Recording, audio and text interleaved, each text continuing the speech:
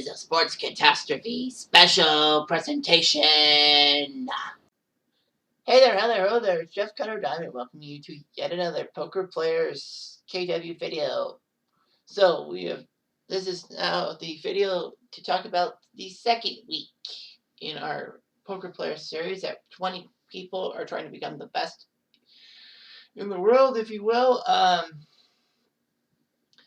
So a recap is that the top 5 from each of the 2 poker houses will get into the final, and then there will be 4 spots allegedly up for grabs in the wildcard game, which means there will be 14 people in the finals. No consolation finals, no BS like that. Kind of stupid, don't you think? But anyway, we'll be ready to go. Here is week 2 action. All right, so we are ready to rumble and mumble and all that jazz. So week 2 action in the gambler's house. Week 2 in the rounder's house. That's the house that has a lot of the people who did play like Wednesdays and part of Thursdays. So everyone played. Well, there were 2 absences in the rounder's house. McBitter and Baden Poker forgot to come out to play, so those 2 are going to be in trouble. But the good news for McBitter and Baden Poker is that their zeros might actually be the scores that are dropped. So they might be just playing possum. Who knows? Who cares? They care. So anyway, it was now an 8-person tournament. The first person eliminated was Jamar. So Jimmer did not do so well.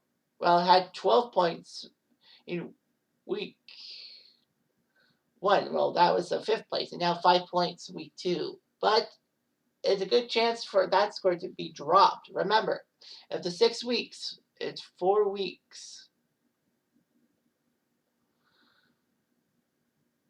And all that. So, top 4 out of 6. And then comes the next person eliminated, and that was Craftworks, who did so well, taking 3rd place in week 1, but just didn't have it and took 7th place. So his 6 points, combined with his 16 from there, makes it 22. Oh, I forgot to mention about Jimmer is that he has a knockout.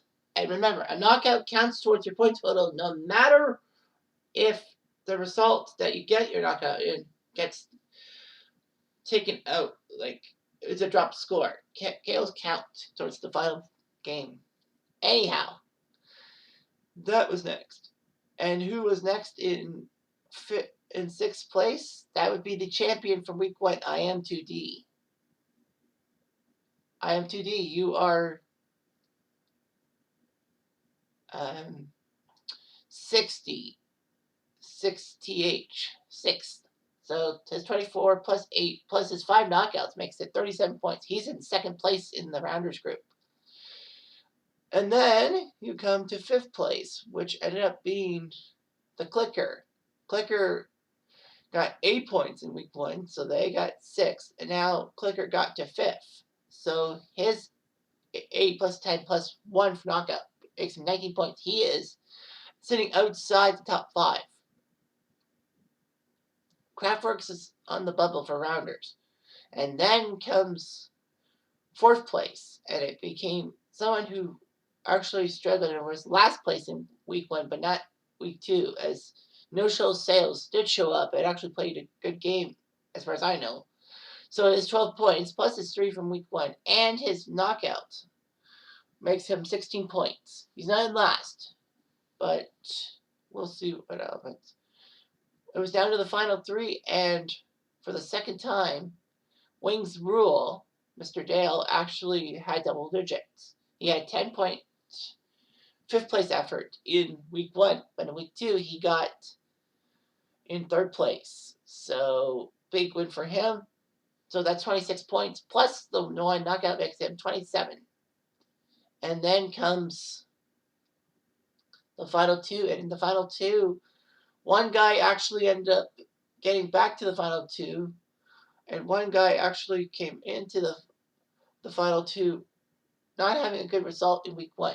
And the person who had the result the terrible result, got second place. So Dwayne Newfoundland boy, Newfie boy, 6 points in week 1, but he took second place, 20 points with 1 knockout. That makes 27. And that means that Jay Palm, obviously you can see from the picture, ended up winning the competition. So he's got a first and a second. Well, he's got 8 knockouts too. So his 52 points, he's got a 15-point lead on everyone else. IM2D is second with 37.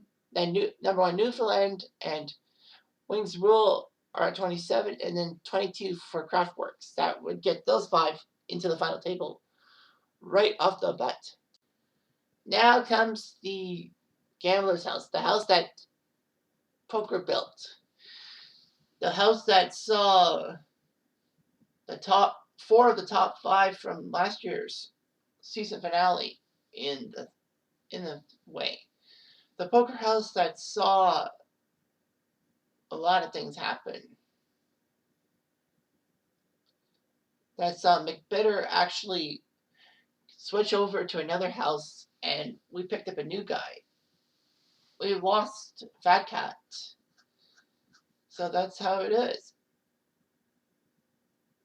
No, that can't be right. Something else must have happened. I don't know what else happened. Oh no, Mikey77 also didn't compete, isn't competing. So that's why we have Summer.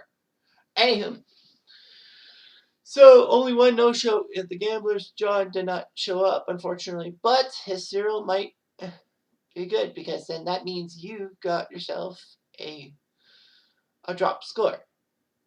So it was down to 9 competitors, and the first one to go out was DCS. DCS, who shocked everyone by coming in his first tournament in the Poker Players Season 3, and all of it freaking sudden he had a second place finish in week 1, which shocked a lot of people. But in week 2, he just fell flat. Well, I can't really take credit, but I will take credit when credit's due. I basically shocked everyone by having pocket rockets to his pocket jacks. He was betting hard, and I'm like, he's bluffing. And of course, I pulled it out. So I crushed him for everyone to take him out. So DCS has 20 points from week 1, 4 from week 2, and 4 knockouts, so he has 28. He's 4th right now. Next up in 8th place was I Hate Humans, and he's going to hate himself. Poor Ryan. Anyway, he got 10 points from week 1 and then 5 points in week 2, so he's got 15 points overall. He's on the outside looking in. Next up on the list, in 7th place? Yeah, in 7th place was Some Summer, bum, bum, bum. It's hard to move into the Gamblers because now Summer knows how hardcore this group is. So 4 points in week 1, 6 points in week 2. Not really the best start to your time at the Gamblers. But remember, it's the top 4 scores that matter, and there's still 4 weeks to build. In 6th place with 8 points in week 2 was Krista, the only female in the competition. She's got to show that she's a poker shark in disguise. But anyhow, she's got 13 points in 2 weeks, 5 and 8. And then came 5th place, and then that was Hockey Dad. It's the same old story with Ed. He comes out to a flying start, and then boom, he collapses near the end. He just gets unlucky and all that. Not everything is his fault. It's just everyone else is smelling blood and all that. I mean, I didn't have a hand in destroying my brother, if you think that's true. But anyway, Hockey Dad got that knockout of DCS, so I weakened DCS forever. Should give me a gift basket. I doubt he will. Anyhow, so he has his 3 plus 10 makes 13, and then his knockout makes 14. So he's on the outside looking in, unfortunately. And then came 4th place. And the person who has been bit by numerology the past season and a bit has happened. And you can probably guess who it is, But if you don't know who he is, guess who was fourth again? Well, I took fourth in week 1, and then I've taken fourth in week 2. I'm the only guy of the 2 houses to have the same result both weeks, and both were fourth place finishers, just outside the freaking money. Why do I do this to myself? Anyway, a pair of 12-point finishes. I'm at 24. I'm actually on the bubble to qualify for the finals automatically. Anyway,